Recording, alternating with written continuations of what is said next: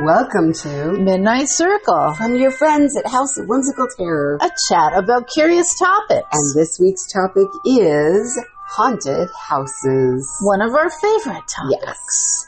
We love to stay in haunted houses. Yes. Bed and breakfasts that are reputed to be haunted. Yeah. We love just haunted houses. Haunted everywhere. houses, haunted hotels, haunted everything. Even though I hate being scared. I do too, but there's something really great about living in a haunted house as long as there's someone else in there with you. Yeah, exactly. Like I wouldn't want to live in one alone. Right. I'd be too scared. And regardless of how scary it is, you just got to poke the bear and you got to go stay in these haunted places. You all don't, but we do. But we do. It's like we're compelled. So I have to make a disclaimer. The Doberman went to the vet and he had a little procedure, and so he's really high. He's crying too. He's whining. So he's whining because he's high. We'll try to speak over him and pet his head at the same time. But he's healthy. But he's high. And we also, it is the air show, the Air Force air show that happens. So there are very loud airplanes. Yeah. So we'll just try to weave our story in between all of this. Or not. Sing, off we go, into the wild blue yonder. Yeah. Yeah. So haunted houses. Historically, there was a time that most people died at home. And I guess one would expect that in the Victorian era because it happened more often than not. Mostly because Victorian homes were filled with everything from arsenic wallpaper to lead paint to any number of curatives made of toxic blends. Great. And actually, if you listen to the Midnight Circle on Victoriana, you'll hear more about that. Mm-hmm. So haunted houses themselves are defined as places that hold the spirits of the dead.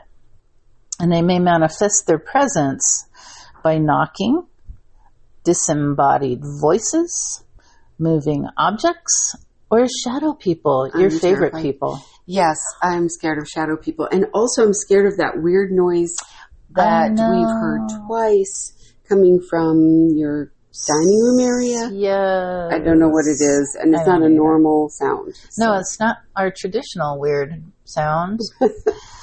All right. So, there are other and numerous ways that spirits are said to make themselves known. However, paranormal investigators and skeptics will examine alternative causes for the phenomenon in order to rule out any false claims. But not all hauntings have a explainable common means, and hauntings are still reported all around the world.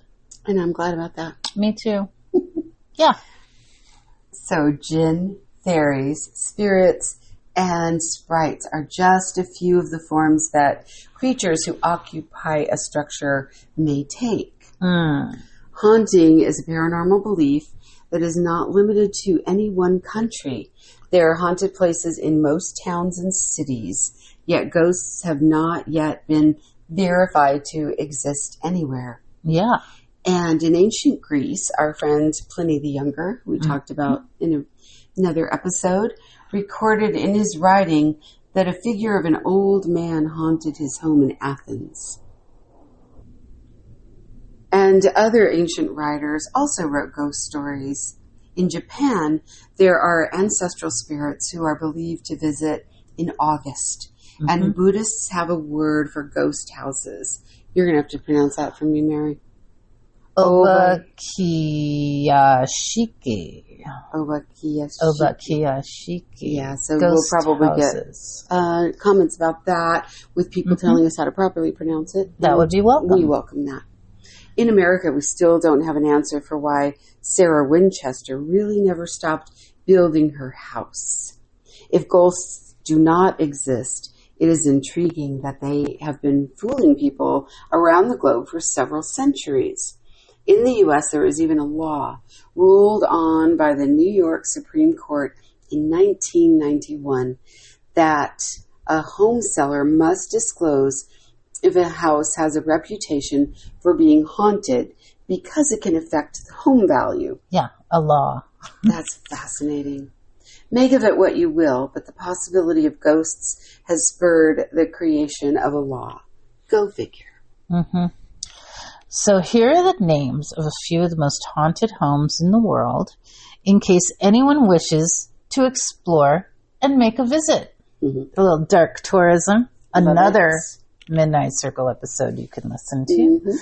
Mm-hmm. Amityville Horror House on Long Island, New York, which is not tourable, but you can drive by. There's Borley Rectory and the Old Ram Inn in the UK. Corvin Castle in Romania, which is the former home of Vlad the Impaler, which you can go visit. The Wukang Mansion in Shanghai, which has been a place of several deaths. And in Arizona, we have the Rawson House in downtown Phoenix.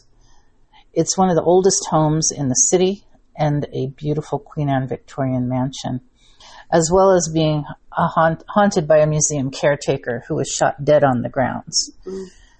These are a few, but you can likely look one up in your own city. That's what's so amazing about haunted houses and ghosts.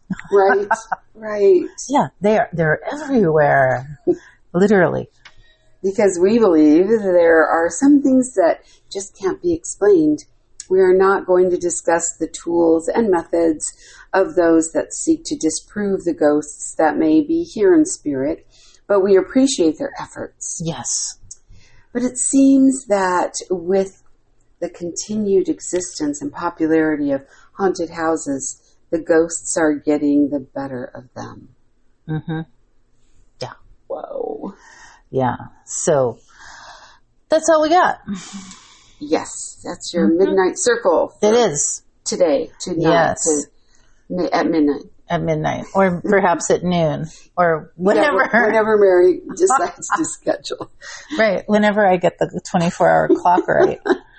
All right. Yeah. So noon is midnight for some of us. That's exactly right. So until next time, thanks for joining us.